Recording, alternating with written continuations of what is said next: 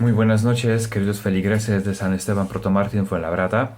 Hoy me gustaría explicaros un poco las nuevas indulgencias que Papa, a través de su penitenciaría apostólica, ha sacado para los fieles en este tiempo de pandemia.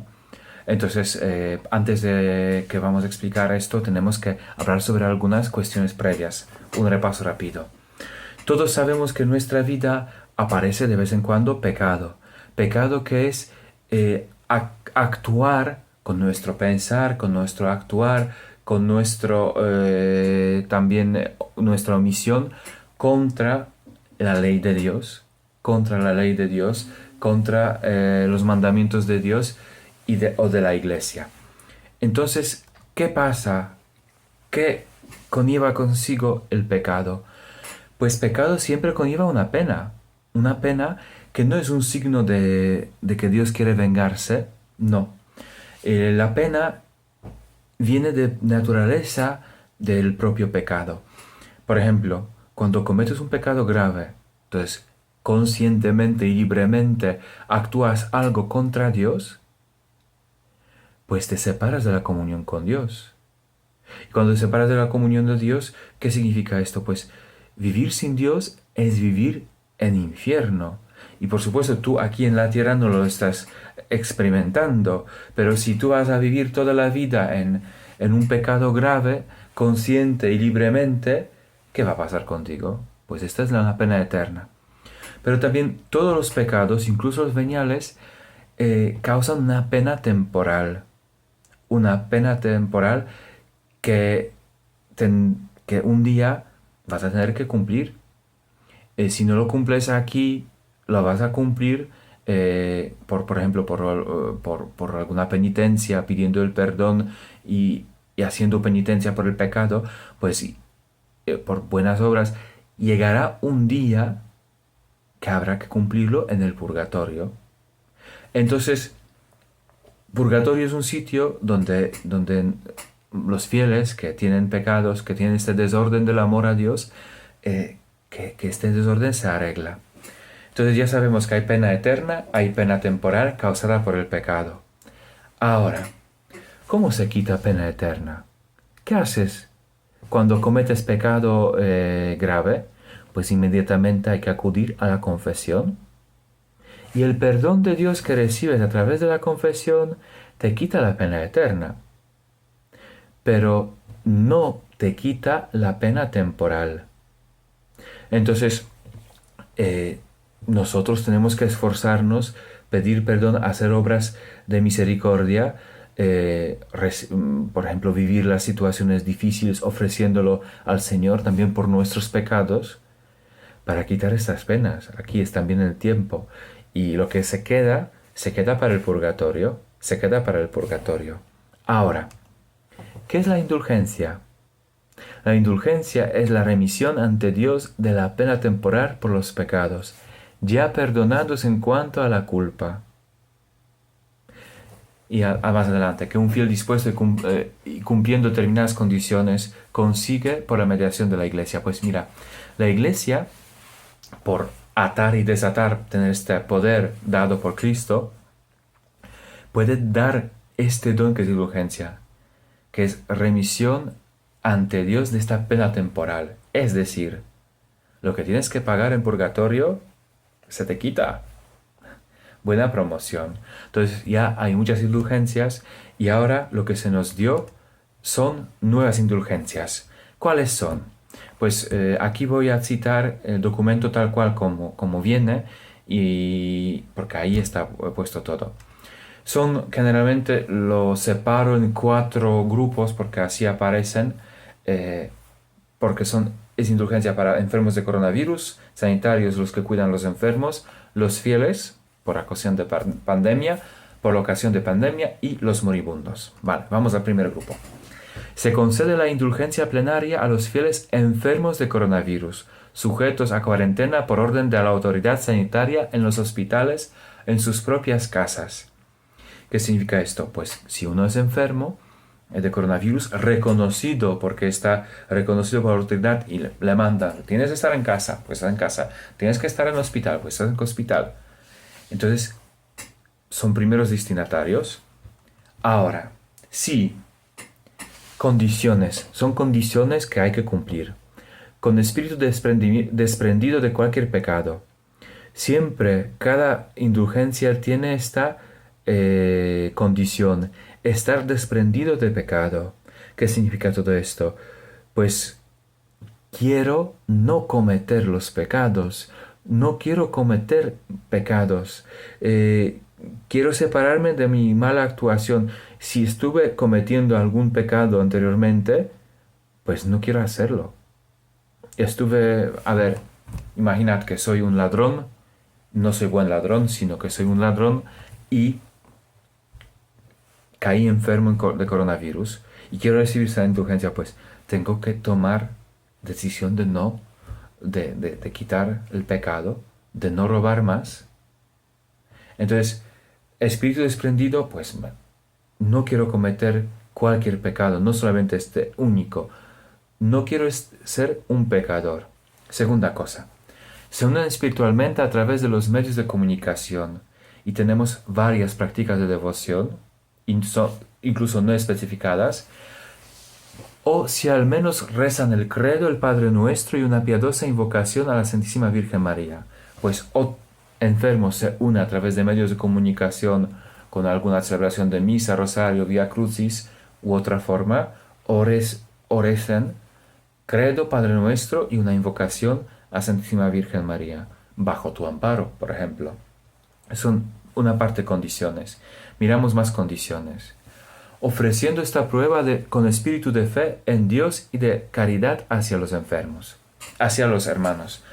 Pues uno ofrece su sufrimiento, esta dificultad por los hermanos, teniendo fe que es una prueba que Dios nos pone por algo, ¿no? Por algo. Con voluntad de cumplir las condiciones habituales, confesión sacramental, comunión eucarística y oración según las intenciones del Santo Padre, apenas les sea posible. Mirad, los enfermos de coronavirus pueden tener un acceso a estos sacramentos muy dificultado, porque todos sabemos cómo están los hospitales.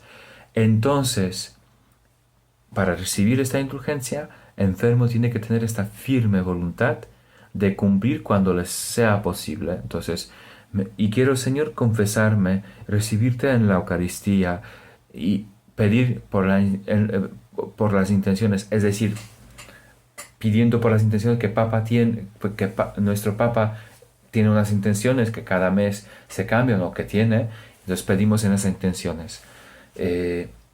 Entonces, esas son cuatro condiciones que los enfermos pueden recibir indulgencia. Entonces, esa es la primera parte. También a este mismo grupo están incluidos los agentes sanitarios, los familiares y todos aquellos que, siguiendo el ejemplo de buen samaritano, exponiéndose al riesgo del contagio, cuidan de los enfermos de coronavirus. Todas estas personas, si cuidas a los enfermos de coronavirus y estás expuesto a contagio, puedes recibir también esta indulgencia con las mismas condiciones. Fijaos qué bueno es esto por ejemplo, para las enfermeras que conocemos. Tenemos una que conozco, enfermera de nuestra parroquia, que verdaderamente está muy tocada y ahora es que no puede acudir a la Eucaristía. Y ella, por cuidar, haciendo todas esas condiciones las mismas, puede recibir también esta indulgencia cada día. Cada día. Muy bien. Ahora, estos son enfermos y los que les cuidan. También hay indulgencia para todos los fieles. Fijaos, siempre cuando hay una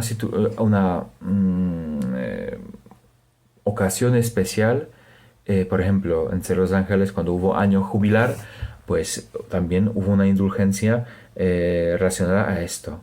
Pues como pandemia es una ocasión especial, la Santa Sede da también una indulgencia por esta razón. Y fijaos, aquí lo que pone las mismas condiciones que anteriormente, pero nosotros, que somos los demás fieles, no somos enfermos ni cuidamos a los enfermos, tenemos que hacer unas cosas más. ¿Cuáles son? Que ofrezcan la visita al Santísimo Sacramento o la adoración eucarística. Esto no podemos hacer, sí podemos por los medios a veces participar, pero no es una participación personal.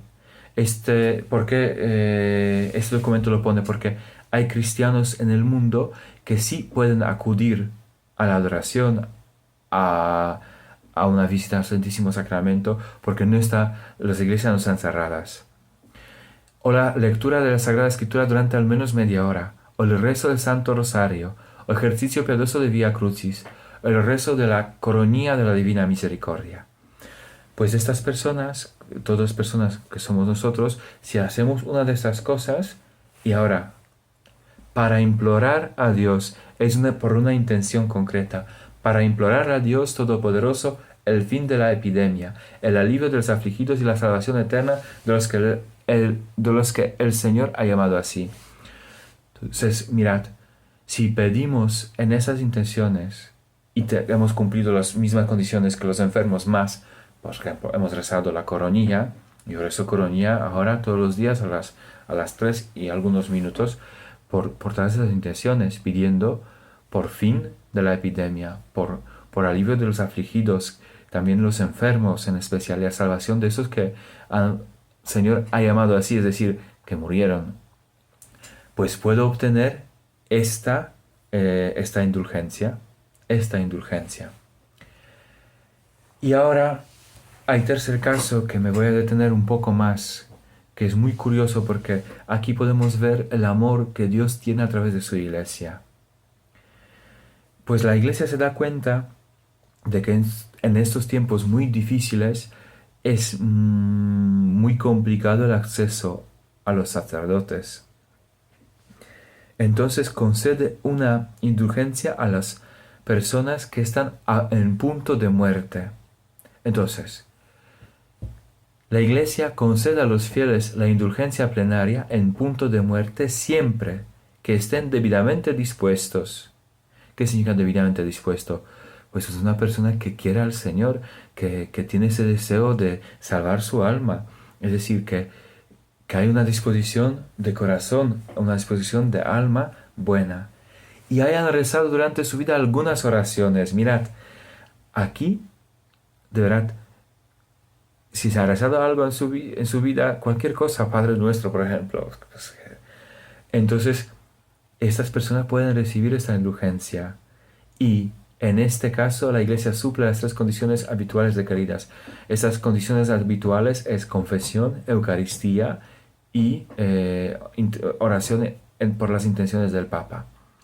Fijaos, uno que se está muriendo no está privado no está privado de este don de indulgencia en el momento de la muerte, aunque el sacerdote no va a poder llegar a él.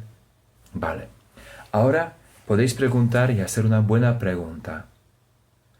¿Y qué puede hacer uno que está en hospital, se dio cuenta que su vida se está acabando y tiene pecados graves y no se confesó? Y es que se dio cuenta que es que su vida se va y él quiere estar con Dios, que no le dio tiempo a amar a Dios como es debido. Para entender esto tenemos que hablar previamente sobre la contrición. La contrición es una condición requerida para recibir el perdón de los pecados en la confesión. ¿Y qué es una contrición? Es un dolor del alma y una detestación del pecado cometido con la resolución de no volver a pecar. Entonces, cuando pecas, pues después cuando ves que has pecado, pues tienes un dolor en corazón por esos pecados y no quieres volver a ello. Entonces, tenemos dos tipos de contrición. Uno de ellos es la contrición imperfecta. ¿Qué es contrición imperfecta? Pues es contrición cuando nosotros nos arrepentimos de nuestros pecados porque tememos de la pena eterna. Es decir, cometí el pecado y tengo miedo que me voy a condenar, que me voy a condenar, que esto va en serio, que me voy a condenar. Entonces, en esa situación, esta es una contrición imperfecta. Y en caso de la confesión sacramental, esta contrición imperfecta ya es válida para recibir el perdón de Dios. Ya es esto válido, basta esto, basta esto. Pero también, como hay contrición imperfecta, hay también contrición perfecta. ¿Qué es condición perfecta? Pues la contrición perfecta sale de nuestro amor a Dios. Pues yo soy consciente que hice daño a esta relación con Dios. Y por amor a Dios me arrepiento de mis pecados. Me arrepiento de mis pecados. Aquí tenéis la cita directa del catecismo y es muy interesante lo que pone. Semejante contrición perdona las faltas veniales. Obtiene también el perdón de los pecados mortales si comprende la firme resolución de recurrir tan pronto sea posible a la confesión sacramental. Mirad, nos puede pasar que estemos en un sitio fuera de España, no sé donde no hay sacerdote, no hay iglesia católica, y entonces hemos cometido una falta grave y nos duele esto porque es que ofendí a Dios. Cometí una, cometí un pecado grave. ¿Qué puedo hacer? Pues puedo rezar y pedir perdón. Perdóname, Señor, te ofendí. Yo sé que dañé tu amor. Es que te hice daño a tu amor. Perdóname, Señor. Esta contrición perfecta, cuando nos quita los pecados graves, en esa situación, siempre cuando tenemos un propósito firme de confesarnos de nuestros pecados. Pues no sé, imagínate que te encontraste en una isla donde no hay nadie. Es también difícil, no sé. Cometiste algún pecado, no sé. Estaba uno ahí flotando y tú no le ayudaste, ¿no? Entonces te estás dando cuenta y después piensas que Dios es que... Entonces, en este caso puedes decir, pues Señor, perdóname mi pecado porque cometí una maldad y es y por amor de ti no quiero separarme de ti porque te quiero y prometo si me salvas de esto a ver, o quizás no salva, pero prometo que cuanto antes, si voy a ver a un sacerdote que va a encontrarse en esta misma isla, me voy a confesar hoy mismo, ¿no? Y aparece otro sacerdote, pues, y se confiesa, pues todo está válido, todo está válido. Y a este documento ha sido añadida una nota que lo repite, de esta forma. Cuando el fin se encuentre en la dolorosa imposibilidad de recibir la absolución sacramental, debe recordarse que la condición perfecta, procedente del amor de Dios, amado sobre todas las cosas, expresada por una sincera petición del perdón, la que el penitente puede expresar en este momento, y acompañada de votum confessionis, es decir, del firme propósito de recurrir cuanto antes a la confesión sacramental, obtiene el perdón de los pecados, incluso mortales.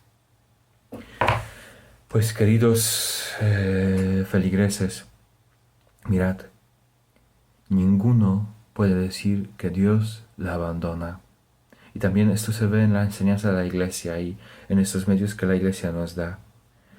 El sacramento de penitencia es una realidad objetiva cuando Dios nos perdona los pecados. Pero no es así que los que no se pueden confesar no pueden llegar a Dios, que se acabó, no.